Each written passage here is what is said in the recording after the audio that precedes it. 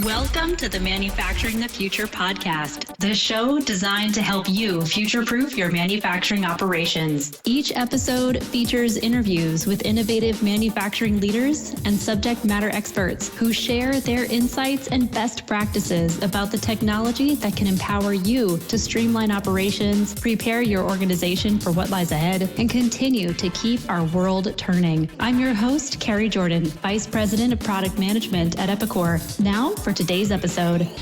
Hey everyone, and thank you for listening. Welcome to our show where we're talking with the manufacturing leaders who are pushing the bounds of innovation. They're empowering their teams and they're changing our world. Today, I'm very happy to be speaking with Jordan Erskine, the co-founder and principal at Dynamic Blending. It's a fast-growing, award-winning contract manufacturer of cosmetics, personal care, skincare, and much more. Jordan, thanks for joining me today. Thank you for having me, Carrie. Yeah, to get us started, can you tell us about your background and the origin story of Dynamic Blending?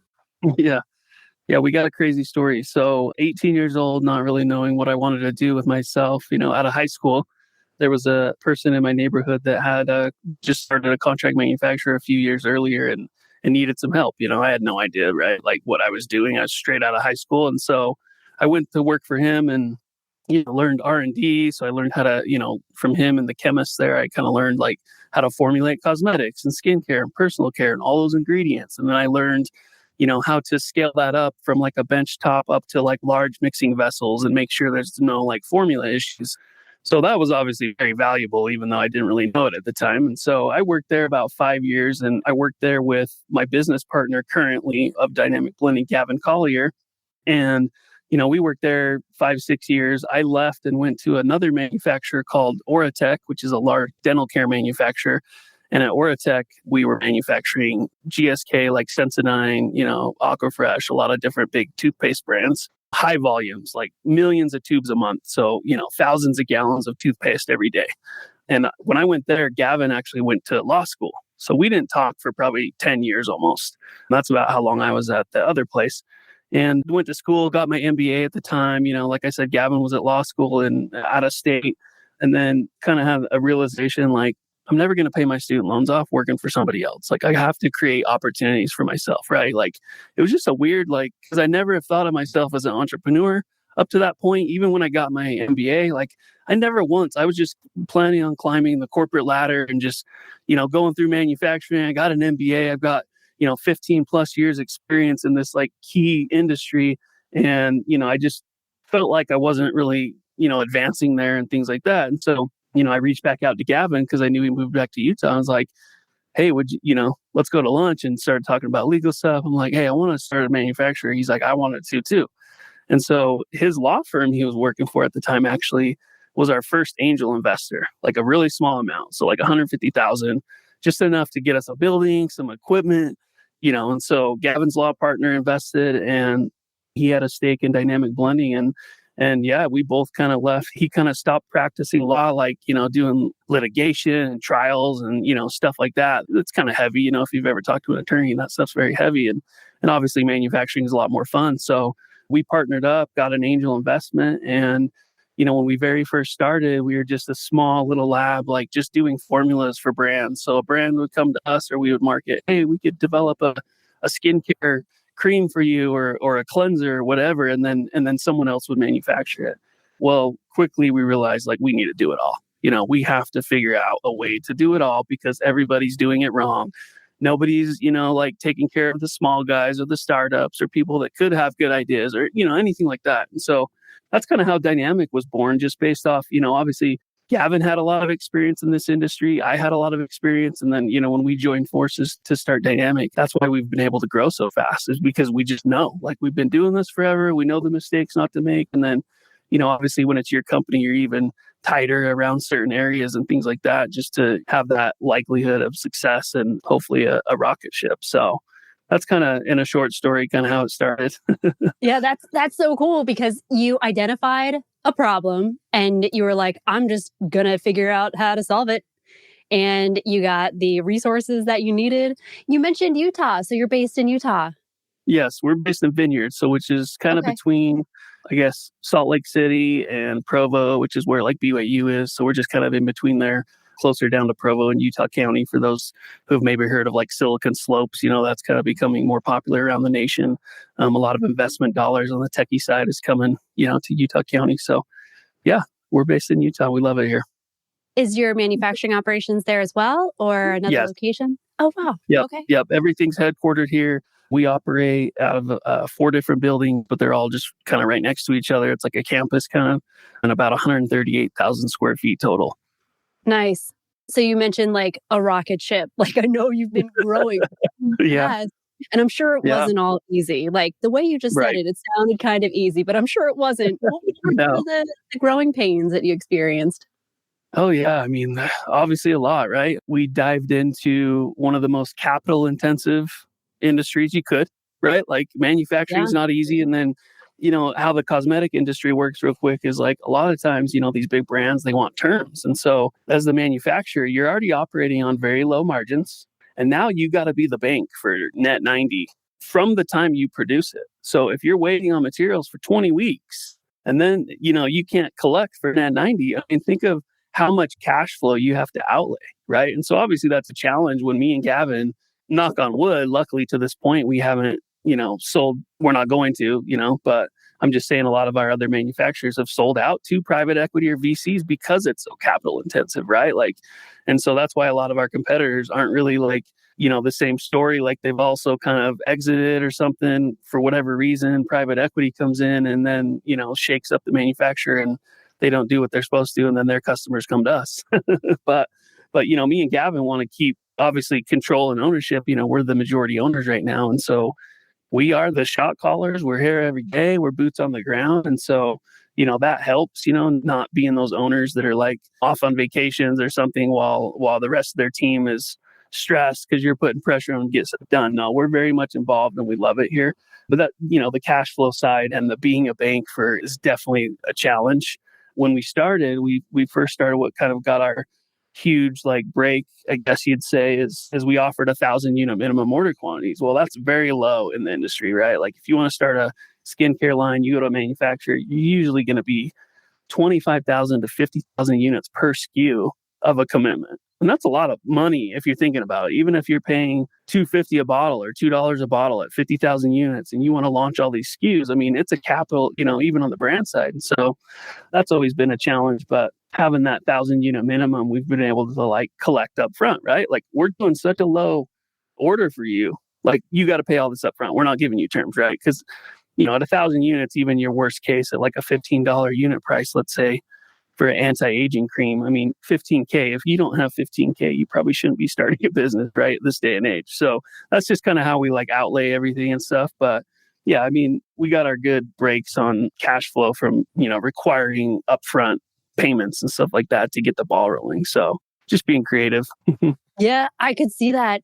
So, I mean, from the challenges with cash flow, inventory, forecasting, being there with your people, empowering them. I mean, we're seeing across the industry so much technology adoption. Can you talk a little bit about maybe the technology that you use at Dynamic Blending and why and how has it affected your business? Yeah, so we use a couple different technology pieces, a lot on the custom software side to help process improvement and things like that. And also to digitize a stale workflow process, I guess, from a documentation standpoint, like manufacturing cosmetics and skincare. And we're an OTC manufacturer, which stands for over-the-counter drugs. We're already at even higher standard than normal skincare and personal care manufacturers. And so we have to abide by very strict documentation policies and training and all that stuff. And so, the software that we have for that is, $50,000 a year, but, it's the same software that the FDA uses. And so for us, it was kind of an easy decision point to be like, well, if we're going to go after these big fish, they're going to want to see one of the best out there, right? Even though it's hard to bite that bullet at the time. And same with our R&D group, having a LIMS system in R&D, which stands for Laboratory Information Management System, to track all of our samples and testing and stability testing on all these products and stuff like that. And then how we sync those together, working with their software engineers and our IT groups to use APIs and stuff so that, our MRB system and our inventory systems and everything like that can all kind of sync together. until, the future goals, obviously, we just customize and build out all of our own software.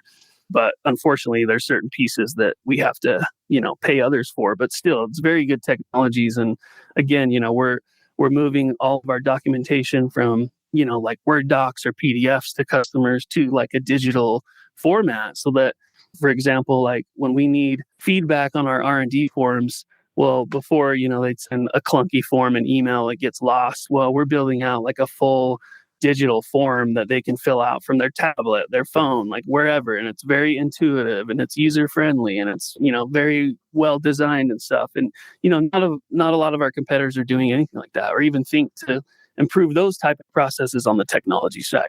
You know what I mean? A lot of our competitors have been manufacturing cosmetics for 30, 40 years. And they're just, they might have the same client like L'Oreal or something. And that's just it. Like they're fine. They're stuck in their ways and there's no innovation. They don't want to improve. That's completely different than us. Like we're constantly improving, What I'd say too is on the technology side is we're a couple months away from installing some robotics on our production lines. And so we contracted with a really cool robotics firm that out of all the costs at the end of the bottom line, it'll end up being about $15 an hour to run these robots that'll do tens of thousands of functions, everything from like check weighing every bottle that comes down the line to checking like label placement, making sure lock codes and expiration dates are on there, all by their lasers and eyes, taking pictures of every single one. And there's not a lot of people in our industry that I know of that are doing anything like that, And so even though me and Gavin are like taking that risk, we're just still pushing forward on the innovation side and trying to get away from your clunky Excel spreadsheets and things like that. So that's interesting. It's becoming like a competitive differentiator for you, your company, and how you're creating these new experiences for customers, like through modern technology on the shop floor with the robotics. How has your team reacted or participated in this process as you've been bringing on new technologies? I think they love it. And it all goes down to your hiring practices. You were very clear in our goals, our big goals, and a lot of people even just doing the research from our website and things like that. And then other companies, they can see we're different, right? And so they come and interview with us and we're outlaying like these goals and where we need them to fit in if, obviously if we like them and there's a fit and everybody loves it. We have a very good company culture. We just moved into a new headquarters earlier this year that we'll have like an experience center for clients to come test products and things like that. We'll have like a design agency on site that they'll be able to like do brand work, and we'll service like dietary supplement companies or, other products that might not necessarily be, a personal care or a cosmetic, but we can manufacture that here. So we're very flexible in that way as well. Nice. Can you kind of paint the picture for me, like the differences between when you started dynamic blending and now thinking about all these technologies that are in place? What are some of the impacts to the business that you're seeing?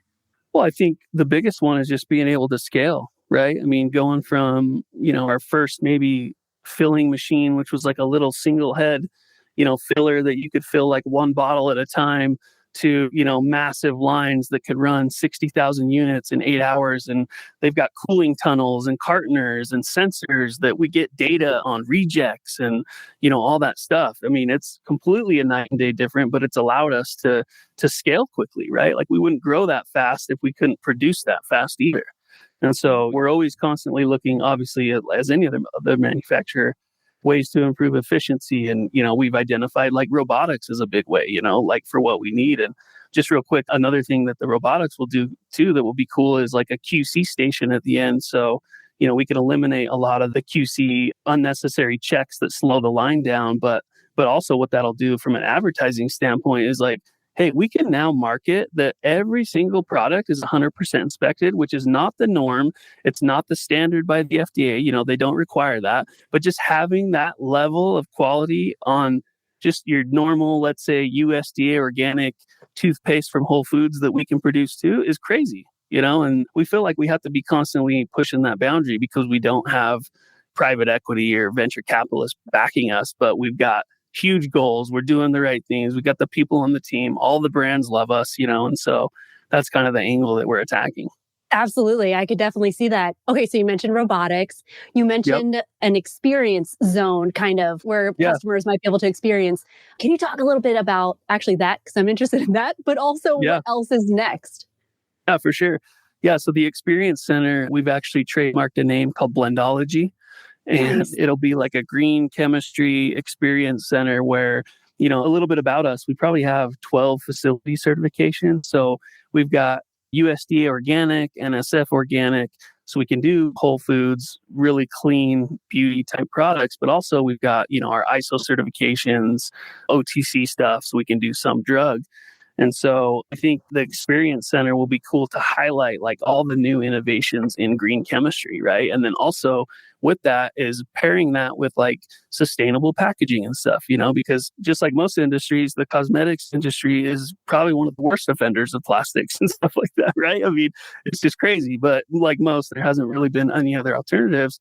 But there's a lot of push right now, right? And so we want to highlight all that new innovation here as well and make those partnerships on the back end with these, packaging suppliers too, so that maybe we're the first exclusive manufacturer to showcase this, and things like that. And all that stuff's in the works. So very exciting there. And then, I think in the future, what's next is we are dabbling into some new like product types that I think will bring new technologies like luxury perfume and cologne manufacturing. That's a very, very fast growing beauty category right now. And so we're getting tons of business and leads for that. And it's all over the spectrum from, natural scents all the way up to I want to knock off Taylor Swift or Calvin Klein or someone like that, right? And so it's a good mix. But with that technology, obviously being able to blend all the alcohols and stuff like that will be cool. Some of the new equipment there. Yeah. And then I just think continuing to grow, our goal is to have, I think we have 7 manufacturing lines and we're installing 4 more soon. The goal is to have robotics on every single one of those, whether it's a 1,000-unit job or our large jobs, at least just for help, right? Whether that be the QC function or screwing on caps or whatever, that's kind of our goals with that. So, and then just, continuing to build and bring new services like from a turnkey vertical perspective for our clients. That's great. So all of that experience, I'm sure, has helped you when it comes to inspiring others. Can you share a little bit of advice that you would pass on to other entrepreneurs, maybe other manufacturing leaders who are also looking to modernize their manufacturing operations? Yeah, definitely. I've got a few good ones. First, kind of, you'll hear my tone is a lot about innovation. I think from what I've seen, a lot of manufacturers are afraid to innovate because it is a capital intensive, you got people are afraid of investment dollars, where it's going, where certain CapEx is going. And so I think that's one of the biggest things I've seen in manufacturers I know or have toured or know about is just their inability to innovate or maybe their timidness maybe about innovation and stuff. And that could kill you, obviously, right? I mean, we live in a very competitive world and it's getting more and more competitive, especially with COVID putting that pressure on, manufacturing opening in the US. I mean, there's manufacturers opening left and right. We're hearing about new ones all the time in Utah, just little shops opening, little garages or whatever, but they're still opening. They're still coming after people like us. And that's the mentality that I think you should have. The other one I'd say is like, if you spend CapEx on machines and things like that, like make sure you're working with your marketing team and advertising team. Like you have to just blow it out of the water, almost blowfish it to a point where, your customers are excited. Like, oh, you got a new machine. That doesn't really matter to me right now, but that's so awesome. You're innovating. Like I want to be with a company that's innovating and things like that. So, I'd say that's a really big one is just matching those advertising dollars with like what you're doing in manufacturing, getting people excited. And in that way, it makes it sexy, right? And everybody wants sexy. Like no one wants a stale manufacturer that's, ran by 90-year-olds, a bottle a minute, things like that, like that picture in your head. But that's just kind of the gist of it. The last one I'll say that's helped us immensely is just not being afraid to network and grow, network on LinkedIn, go to trade shows. Like, don't be afraid to put yourself out there. I was kind of, always shy and timid. Like I said, I never thought of myself as like an entrepreneur ever.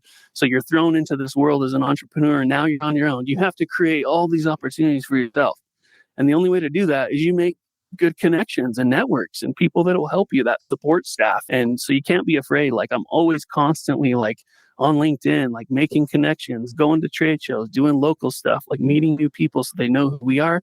I know who they are. And then we can kind of work together. And a lot of people that want to grow in this world are exactly minded like that, the same type of mind. Like you're timid and afraid to go, network and stuff. But a lot of them have that same mindset is that they want to know who you are as well and what you can help them with and vice versa. So I'd say those three things are probably good ones.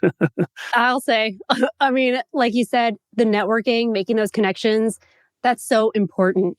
And as a matter of fact, how could people get a hold of you? On LinkedIn? Is that what you'd recommend? Yeah, definitely. LinkedIn is my prime spot. I'm on there all the time. I've got a lot of good articles and, posting tons of updates and things like that on LinkedIn. So yeah, just Jordan Erskine on LinkedIn. And yeah. And how about if anybody wants to learn more about dynamic blending? Maybe they, want to work with your business. Where would they go? Yeah, you can go to dynamicblending.com and fill out our contact form or email info@dynamicblending.com. And me or my team can respond to that. So great, pretty easy. Great. Okay, so as we wrap up, this is such a great conversation. What didn't we cover about Jordan or about dynamic blending? Oh, I don't know. I mean, there's so much that we do. I think another thing, just maybe an example of just creating your own opportunities is one thing we do here is like we'll joint venture with companies, So that might include, maybe some free R&D or a very, very low discount on manufacturing in exchange for like an equity piece or something like that. And it just depends on like where the brand is, how we feel about them, how we feel about like, partners and stuff like that. But we had an opportunity years ago to create a company and a brand called NarcX. And it's a liquid solution that we developed here that destroys opioids and medication on site. And it's biodegradable, it's eco-friendly, but we've also had it tested on fentanyl and heroin and cocaine, and it works on all that within minutes. And what's key about that is like our government has no idea how to destroy of their warehouses full of fentanyl and pills even. And a lot of companies that touch pills have this problem. That's part of the opioid problem is this diversion. And so we had a DEA and another partner guy come to us years ago and say, hey, we have this, but it's got to follow like these standards. And, us in our lab, me and Gavin in our lab, we're able to create this solution, get it tested at crime labs, get it validated. And we just got the patent 2 months ago on it. That's an incredible achievement. And I'm really glad you brought it up. Not only is your organization making a difference in the lives of your employees through innovative experiences with modern technology, also your customers' end customers. And as we just heard, in a very real way, making a life-saving technology available to communities far beyond dynamic blending to protect people from such harmful substances, particularly those, I would imagine, on the front lines. We hear you and your work is appreciated. Thanks, Carrie. It's been a pleasure talking with you. Thank you. All right. With that, thank you again to my guest, Jordan Erskine, co-founder and principal at Dynamic Blending. We look forward to seeing what's next for you. Thank you for listening to Manufacturing the Future, brought to you by Epicor. For the latest episodes, search for this show on your podcast platform of choice. Make sure to subscribe to get notified when a new episode is released. To learn more about Epicor, visit epicor.com.